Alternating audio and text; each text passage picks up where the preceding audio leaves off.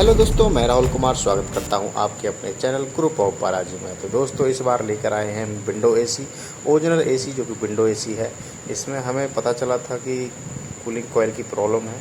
Customer द्वारा बताया गया कि बार बार गैस डालने के बाद भी इसमें गैस नहीं रुक रहा है, तो कहीं ना कहीं लीकेज की प्रॉब्लम थी और लीकेज आपके सामने हमें दिखा दिया है। तो हमें इसकी कॉइल जो चेंज करनी होगी, कूलिंग कॉइल चेंज करने के लिए हम इसकी जो चीड़ फाड़ कार्य स्टार्ट कर देते हैं।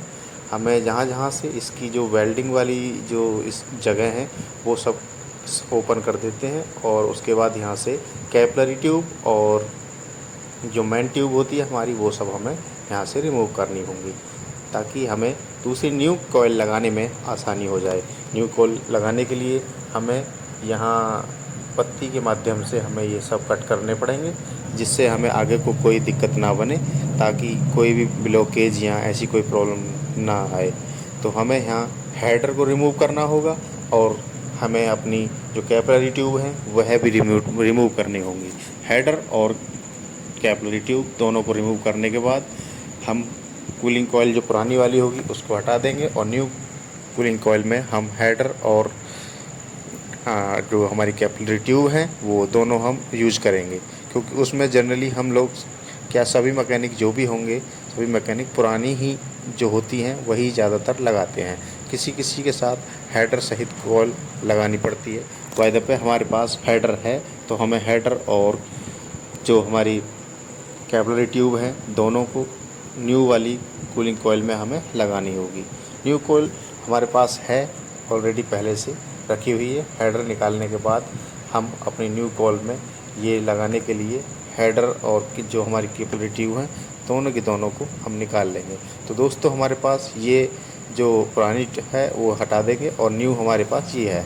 न्यू जो 3 रो है, जो न्यू कॉइल है हमारे पास 3 रो 8 होल है। ये हमें 8 होल जो दिख रहे हैं, ये लूप निकाल रहे हैं, इनमें से ये 8 होल होती हैं और ये लाइन से जो गिनते हैं ये 3 रो होती हैं। रो और होल का सिस्टम इसमें होता है। अब हम सारी कैपिलरी और हमारे पास जो हेडर है उसकी ट्यूब को सभी सेटिंग के हिसाब से बैठा देंगे, ताकि टेढ़ी मेढ़ी ना हो, जिससे पाइप फटने या टूटने का कोई डर ना हो। आराम से ये सभी को अपनी अपनी जगह फिक्स कर देंगे। सारी पाइप फिक्स हो जाएंगी। एक एक करके फिर हम उसको ब्रेजिंग करेंगे। बारी बारी से सभी को हम ब्रेजिंग करेंगे, क्योंकि ब्रेजिंग आसानी से होता है, थोड़ा सा केयरफुली करना पड़ता है ताकि कोई भी होल ना रह जाए। और लीकेज होने से ही ये प्रॉब्लम बनती हैं, और लीकेज ना होने से सारे एसी बढ़िया तरीके से चलते हैं फिर। तो इसीलिए हम ये ब्रेजिंग का वाला जो कार्य है इसको भी आसानी से सावधानी से करेंगे। बारी बारी से एक एक करके सारी ब्रेजिंग कर देंगे, ताकि कोई भी होल ना रहे। क्योंकि लास्ट में हम क्या होगा कि हम इसको चेक फिर भी करेंगे, क्योंकि कोई भी छोटा मोटा होल रह गया तो फिर उसके बाद गैस निकल जाती है और कस्टमर का तो वही पहले वाली प्रॉब्लम नज़र आएगी। तो कस्टमर का कहना भी यही था कि हमारी गैस बार बार डालने के बाद फिर निकल जा रही है। तो फिर यही प्रॉब्लम अगर दोबारा से आई तो फिर कूलिंग कॉइल चेंज कराने का कोई फ़ायदा रहेगा ही नहीं। तो इसीलिए हमें ये काम करने के बाद भी अपनी जो चेक करने का कार्य है वो भी हम करेंगे। मगर अभी हम हेडर और हमारी जो कैपिलरी ट्यूब हैं उन सबको सोल्डिंग कर देते हैं। सोल्डिंग करने के बाद ही हम इसको चेक करेंगे। सारी पाइप जो भी होंगी वो सारी हमें देख रहे हैं आप लोग कि ये ब्रेजिंग कार्य अपना हम कर रहे हैं, ताकि आसानी से ये सब चीज़ आप लोग समझ पाएँ और देख पाएँ, ताकि आपको भी देखने और समझने में कोई दिक्कत ना हो।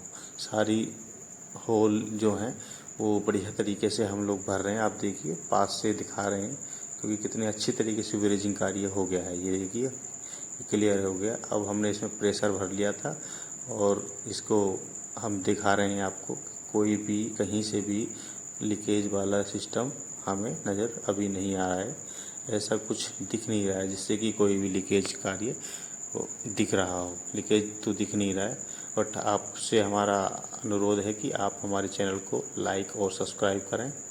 कमेंट करें, ताकि किसी प्रकार की कोई भी आपको प्रॉब्लम नज़र आ रही हो तो वो कृपया बताएं, ताकि हम अपनी वीडियो में इन सब चीज़ों पर ध्यान दे सकें। तो हमारी लीकेज नहीं निकला उसमें, कॉइल हमारी रेडी हो चुकी है। इधर हम अपनी जो मशीन जो है हमारी एसी, उसको हम क्लीनिंग कार्य कर लेते हैं, जो कि सर्विसिंग कार्य बोलते हैं।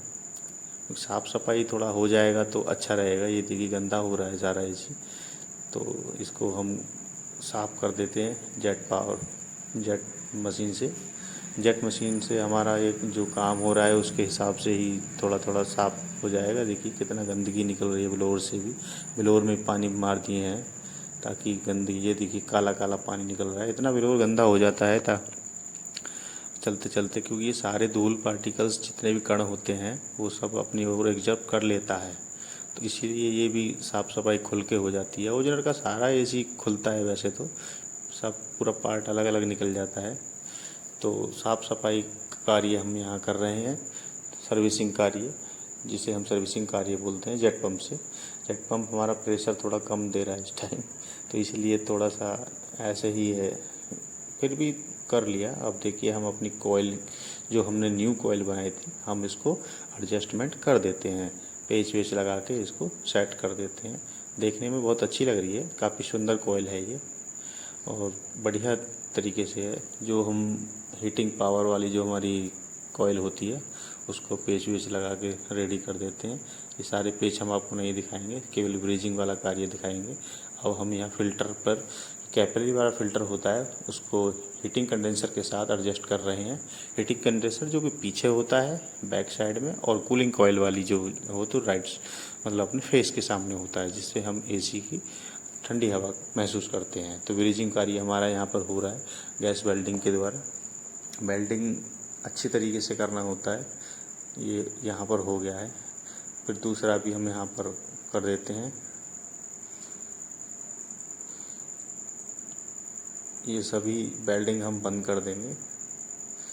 जो कंप्रेसर पर है हमारा, ये वेल्डिंग भी हम बंद कर देते हैं यहाँ से।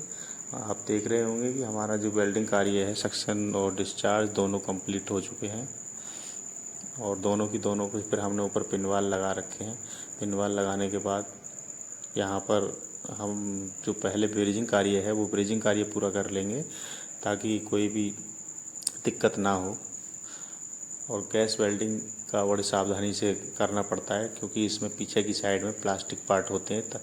जो भी पार्ट अगर प्लास्टिक जल जाएगी या कोई भी ऐसी कोई प्रॉब्लम हो जाएगी तो उसमें फिर कस्टमर का कहना होता है कि एसी बेकार कर दिया है, या उल्टे सीधी सारी बातें बोलने लगते हैं, ताकि अपनी तरफ से हमारी कोई भी अपनी गलती ना हो। प्लास्टिक जो पार्ट है वो जल जाते हैं जल्दी से, तो उसको देखते हुए सावधानी से हमें ब्रीजिंग कार्य करना पड़ता है। आप लोग भी सावधानी से ही काम किया करें, ताकि कोई भी नुकसान ना हो, जो कि किसी को बोलने का हक ना हो और आपको सुनने का हक ना हो। तो हम ऊपर से जो हमारा फ्रंट कवर होता है उसके पेच लगा देते हैं, फ्रंट कवर के सारे पेच लगा देंगे, और उसके बाद फिर हमारा एसी वैक्यूम हो जाएगा।